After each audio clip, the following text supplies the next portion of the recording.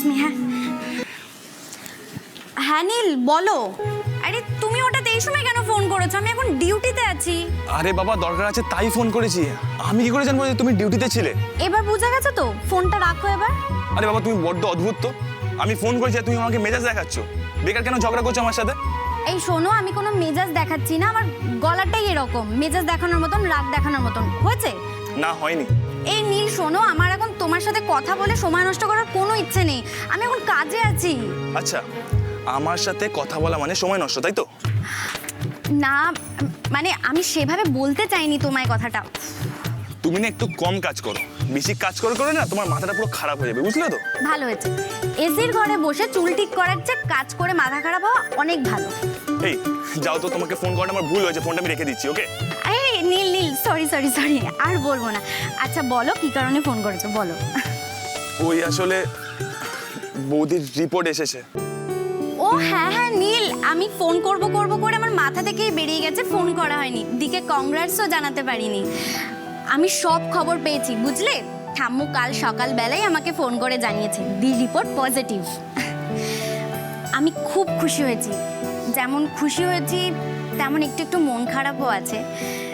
আসলে দিকে ছেড়ে কখনো কোনোদিন একা থাকেনি তো, তাই দির কথা বারবার করে খুব মনে পড়ছিল। আরও বিশেষ করে এই সময়টাই, এই সময় দির পাশে থাকলে খুব ভালো হতো। কি জানো তো নীল, দি তো আমার শুধু দি না, দি আমার মায়ের মতো। এত বড় একটা খবর শোনার পর আমার মনে হচ্ছিল দিকে গিয়ে জড়িয়ে ধরি, কিন্তু কি করব বলো, সেটা তো এখন সম্ভব নয়। কিন্তু জানো আমি এর জন্য মন খারাপ করছি না। আমি জানি দি খবরটা শোনার পর দি নিজে খুব খুব খুশি হয়েছে। আর দি খুশি থাকলে আমি তাতেই খুশি গো। আর আর জানো নীল, আমি এখন আরো আরো বেশি করে কাজ করতে চাই। কাজ করে নতুন অতিথির জন্য আমি প্রচুর গিফট কিনে নিয়ে যেতে চাই। তিস্তাকে দেখছি পুরো উল্টো কথা জানে। নীল হ্যালো, কি হলো? কিছু বলছো না কেন? চুপ করে আছো কেন তুমি? হ্যাঁ বলবো কি করে, তুমি তো সবকিছু বলে যাচ্ছ। সে তো বলবোই। আমার কত খুশি হওয়ার কথা বলো তো।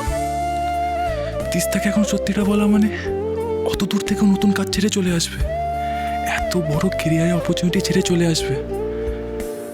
এতে ওর ক্ষতি হবে। না না, ওকে আমি কিছুতেই সত্যিটা এখন বলবো না। নীল লাইনে আছো? নীল লাইনে আছো? আবার তুমি চুপ করে কেন গেলে বলো তো?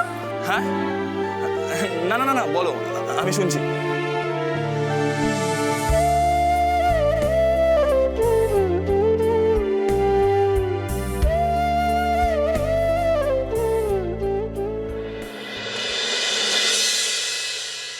এই ব্যাস বললাম তো, আর না। বৌদি, আমি ড্যাডকে খাইয়ে দিয়েছি, তোমার আর কোনো চিন্তা নেই।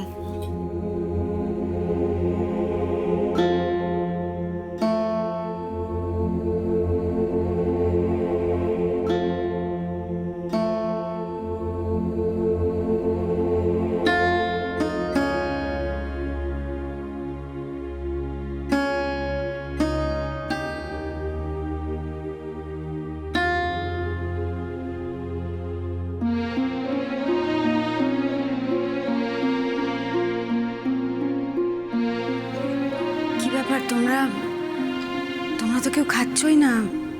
ঠিকঠাক হয়নি না রান্নাটা? অভিক, ভালো হয়নি। হ্যাঁ না মানে তোমার রান্না কখনো খারাপ হয়? তবে আজ একটা ছোট্ট, খুবই ছোট একটা প্রবলেম হয়েছে, নুনটা একটু কম হয়েছে। ও মা, নুন কম হয়েছে? সত্যি? তাহলে তো খাওয়া যাবেই না। ম্যাডাম ঠিক আছে, এটা কোনো ব্যাপার না। আর তোমার কি মনে হয় নুন কম হয়েছে বলে আমরা খাচ্ছি না? তা না, তুমি যদি এরকম মন খারাপ করে থাকো তাহলে কি আমাদের খেতে ভালো লাগবে নাকি? এক্স্যাক্টলি। আচ্ছা স্যান্ডি, তোমরা যদি এখনো এক্সপেক্ট করো যে ইরাবতী নর্মাল বিহেভ করবে, সেটা একটু বাড়াবাড়ি হয়ে যাচ্ছে না?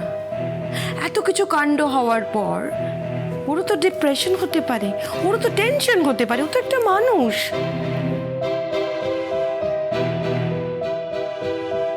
তাছাড়া একটা মেয়ের মা না হতে পারার যে কষ্ট, সেটা তোমরা বুঝবে না বেটা, কি ইরাবতী, তাই না? মানে আমি ঠিক এই কথাটা বলতে সবাইকে ডাইনিংয়ে রেখেছি। মানে আমি চাই না আজকের পর থেকে ইরাবতীকে কেউ আর এই ব্যাপারে কথা বলুক।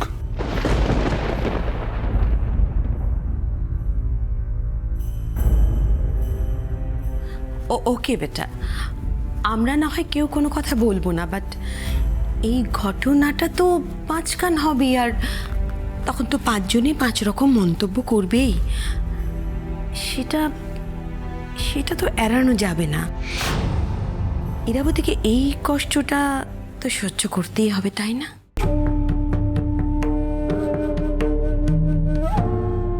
মানি আমরা এখানে সবাই ইরাবতীর আপনজন। আশা করি আমাদের মধ্যে থেকে এই কথাটা বাইরে যাবে না, আর কেউ জানতেও পারবে না।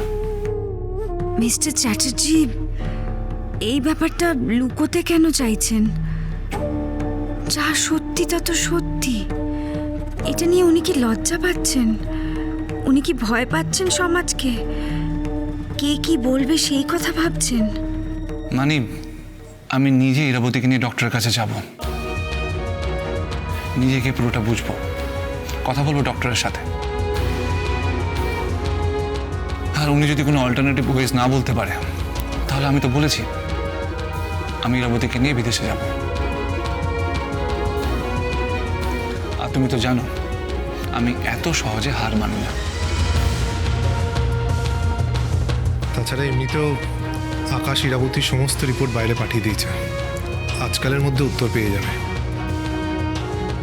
আর একটা কথা মানি, বাবা যেন কিছু জানতে না পারে। আমি তখনও কিছু বলিনি, আর এখনো কিছু বলবো না। আশা করি বাকিটা সেটা মেনে চলবে।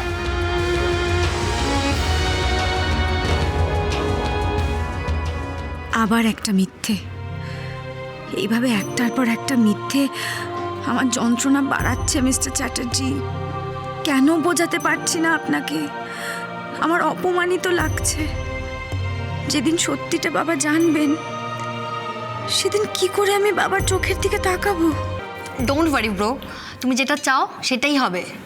আকাশ আর লেট করিস না, তাড়াতাড়ি খেয়ে নে, খেয়ে দে বেরিয়ে পড়। আমিও রেডি আকাশদা। রেডি মানে? তুমি কোথায় যাবে? কেন?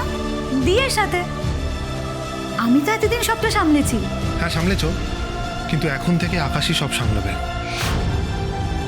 আফটার অল আকাশই তো ইরাবতীর হাজবেন্ড, ওরই সামলানোর কথা। কিন্তু আকাশদার অফিস? সেটা তুমি সামলাবে। আমার এত ভালো একটা পিয়ে থাকতে কোনো প্রবলেমই হবে না, অফিস একদম ভালো চলবে।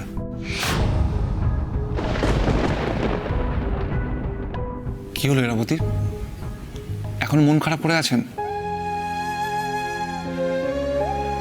আমি তো বলছি আমি আছি, আমি কথা দিলাম এসব কথা কেউ জানতে পারবে না, কেউ আপনার দিকে আঙুলে তুলবে না। আর যাই হোক না কেন আপনার, আমি আপনাকে সারিয়ে তুলবই। আমি তো জানতাম আমি যেরকম, আপনি আমাকে ঠিক সেরকম ভাবেই ভালোবাসেন, কিন্তু